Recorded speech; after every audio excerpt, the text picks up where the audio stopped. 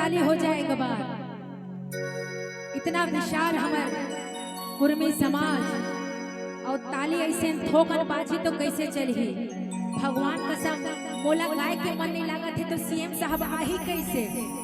तो आपके ताली में इतना वजन होना चाहिए कि सीएम साहब उड़ावत पहुंच जाए आपके बीच।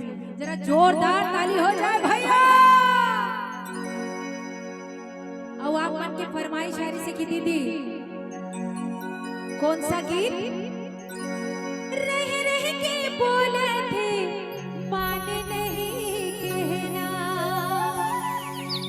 दे जा ताल खो,